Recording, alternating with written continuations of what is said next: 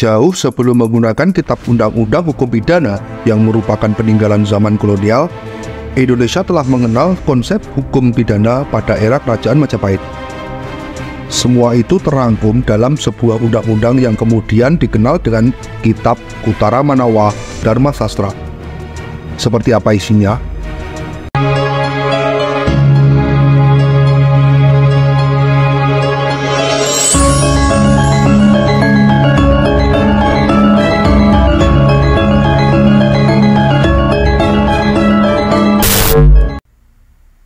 Kerajaan Majapahit yang berkembang pesat pada abad ke-13 hingga 14 Masehi tidak hanya menyimpan catatan tentang kejayaan politik saja. Di baliknya, banyak kisah dari berbagai aspek kehidupan seperti ekonomi, tata kota, hingga kehidupan sosial masyarakat. Kejayaan Majapahit juga diikuti oleh terbitnya peraturan terkait hukum pidana yang menjadi pedoman kehidupan masyarakat saat itu. Aturan inilah yang bernama Kuttara Manawa Dharma Sastra atau yang juga disebut sebagai Kitab Undang-Undang Agama. Menurut sejarawan Slamet Mulyana, tak ada catatan pasti terkait waktu pembuatan hukum pidana ini. Namun berdasarkan beberapa bukti dapat disimpulkan bahwa kitab perundang-undangan yang ditemukan dalam bahasa Jawa kuno ini dari Kerajaan Majapahit di masa pemerintahan Prabu Rajasa Negara atau yang dikenal dengan Hayam Wuruk. Salah satu bukti yang menguatkan bahwa aturan ini berasal dari Majapahit tercantum dalam Kidung Swarandaka. Dikisahkan Lembu Sora, seorang menteri dari Majapahit, dikenakan hukum mati berdasarkan ketentuan Astadusta karena membunuh Mahesa Anabrang. Astadusta adalah salah satu bagian dari kitab bab perundang-undangan saat itu yang mengatur tentang hukuman bagi tindakan pembunuhan. Secara keseluruhan, kitab hukum pidana ini terdiri dari 19 bagian yang mengatur beragam aspek kehidupan. Selain pembunuhan, yang terangkum dalam bagian Astadusta juga terdapat aturan tentang jual beli, utang piutang, perkawinan, hingga pegadaian. Jika melihat semua pasal, aturan ini dibikin sedemikian rupa tanpa adanya keberpihakan berdasarkan jabatan dan kedudukan di tengah-tengah masyarakat. Semua orang biasa sampai dengan para pejabat sekalipun harus siap dihukum hingga ancaman maksimal hukuman mati jika melakukan sejumlah kejahatan. Hal ini salah satunya terekam dalam pasal 6 di bagian kedua tentang Astadusta. Pada bagian ini, seorang pejabat kerajaan dapat dikenai hukuman mati jika ia terbukti melakukan pencurian atau corah. Bahkan, jika pejabat tersebut terbunuh karena perbuatannya, pembunuh itu nggak akan digugat, soalnya pembunuh tersebut dianggap udah ngasih hukuman kepada pejabat yang melakukan pencurian. Sangat mirip kan dengan yang terjadi di Indonesia. Kasus pencurian oleh para pejabat ini kalau sekarang bisa dibilang korupsi kali ya. Berarti pada era Majapahit nggak ada toleransi sekecil apapun bagi pejabat yang melakukan kejahatan, apalagi korupsi. Nyuri, ya mati. Hukuman tanpa pandang bulu juga tergambar pada pasal 11 pada bagian Astadusta. Cendekiawan, guru hingga kaum lansia tetap dikenakan hukuman mati jika melakukan kesalahan. Bahkan, kaum Brahmana yang begitu dihormati sebagai tokoh agama juga tak luput dari ancaman hukuman mati. Kira-kira ada 6 kesalahan yang dapat menyebabkan hukuman mati bagi para tokoh hingga kaum lansia pada zaman itu. Keenam kesalahan itu disebut sebagai tatayi. Dan orang yang tergolong tatayi adalah membakar rumah orang atau rumah raja yang berkuasa, meracuni sesama manusia, mengamuk yang mencelakai orang lain, nyantet atau mencelakai seseorang dengan ilmu hitam, memfitnah raja yang berkuasa, dan merusak kehormatan perempuan. Majapahit saat itu tegas mengatur masalah ini untuk menciptakan tertib sosial di tengah-tengah masyarakat. Bahkan, raja yang memerintah juga dilarang untuk menghindari atau menolak pemberian hukuman bagi siapapun jika menemukan jenis kesalahan yang telah tertulis dalam kitab hukum Kuttara Manawa. Kondisi ini menggambarkan bahwa pada masa Majapahit telah terdapat kesadaran yang begitu tinggi untuk membuat sebuah aturan bagi semua lapisan masyarakat. Prinsip yang digunakan dalam pembuatan aturan ini sangat memperhatikan asas kesamaan di depan hukum.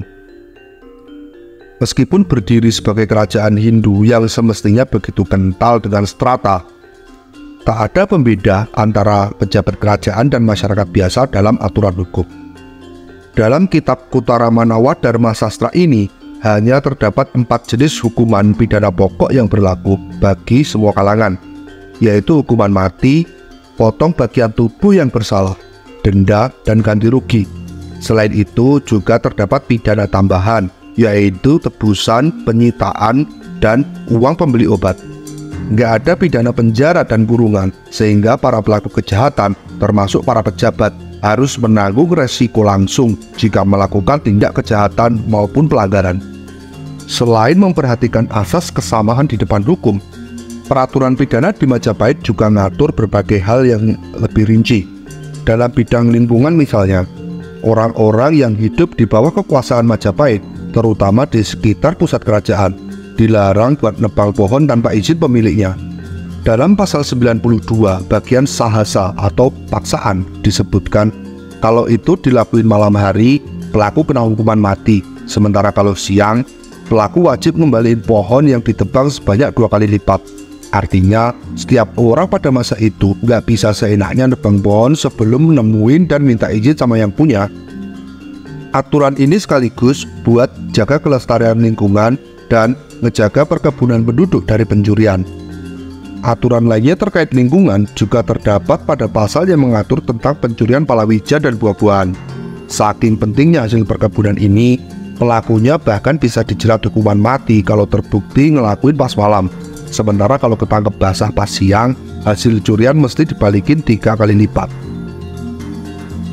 Soal lingkungan, masyarakat juga nggak bisa sembarangan berburu di hutan tertutup atau hutan kerajaan. Bagi setiap pemburu yang melanggar hukuman harus diberikan, terlepas berhasil atau tidaknya memperoleh hasil buruan. Kalau berhasil mendapat hewan buruan, maka pemburu wajib membayar denda dan hewan buruannya harus dikembalikan sebanyak 2 kali lipat dari jumlah yang ditangkap. Tapi kalau nggak dapat, cuma kepergok ngeburu doang, maka pemburu tersebut hanya diwajibkan untuk membayar denda. Selain lingkungan, banyak persoalan sosial lain yang juga turut diatur dalam kitab hukum di era Majapahit. Soal utang makanan misalnya, seseorang yang berhutang jika tidak mampu membayar dengan cara bekerja, maka ia tetap dikenakan kewajiban untuk membayar senilai harga makanan tersebut.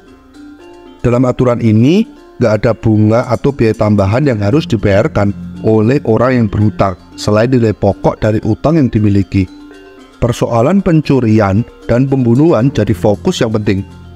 Hukuman mati jadi ancaman yang menanti buat siapapun yang mencuri atau mengajak dan menyuruh orang lain mencuri. Hukuman yang gak kalah tegas juga berlaku buat pembunuh dan orang-orang di sekitarnya. Bahkan bagi orang yang bersahabat dengan pembunuh tapi tidak mengetahui bahwa sahabatnya adalah seorang pembunuh, maka akan dikenakan hukuman denda. Artinya, saat itu setiap orang dituntut untuk melakukan kontrol sosial yang dimulai dari orang-orang terdekat. Persoalan sosial lainnya yang juga menjadi sorotan adalah tentang perselingkuhan. Hal ini diatur secara rinci pada setiap tindakan. Naik ke tempat tidur orang lain tanpa izin misalnya, maka akan dikenakan hukuman denda. Hukuman yang lebih berat dikenakan bagi laki-laki yang berani memegang perempuan yang telah bersuami. Ancaman hukumannya adalah potong tangan dan diusir dari desa. Aturan ini diterapkan agar orang tersebut mudah dikenali sebagai pelaku perselingkuhan. Kalau sekarang berlaku kayaknya seru ya. Hukuman terberat diberikan buat laki-laki yang berselingkuh dengan perempuan yang telah bersuami. Jika kebukti, maka hukuman mati akan diberikan tanpa pandang bulu. Tegasnya, hukuman yang diberikan menggambarkan bahwa persoalan ini bukanlah hal yang sepele, karena dapat merusak moral dan tatanan sosial dalam kehidupan masyarakat. Secara keseluruhan, kitab hukum pidana pada era Majapahit adalah cermin bahwa Indonesia mampu membuat dan pernah memiliki konsep aturan sesuai dengan kondisi kehidupan masyarakat. Hal ini tentu bisa menjadi gambaran seharusnya bagaimana penegakan hukum di Indonesia pada masa sekarang. Gak pandang bulu, siapa yang salah ya harus dihukum. Gak ada lagi istilah tajam ke bawah dan tumpul ke atas, karena semua sama di mata hukum. Mudah-mudahan suatu saat Indonesia bisa memiliki penegak-penegak hukum yang berintegritas, yang tidak bisa dibeli dengan apapun. Karena sebab siapapun undang-undangnya, jika eksekusinya salah, ya tetap aja nggak ada manfaatnya.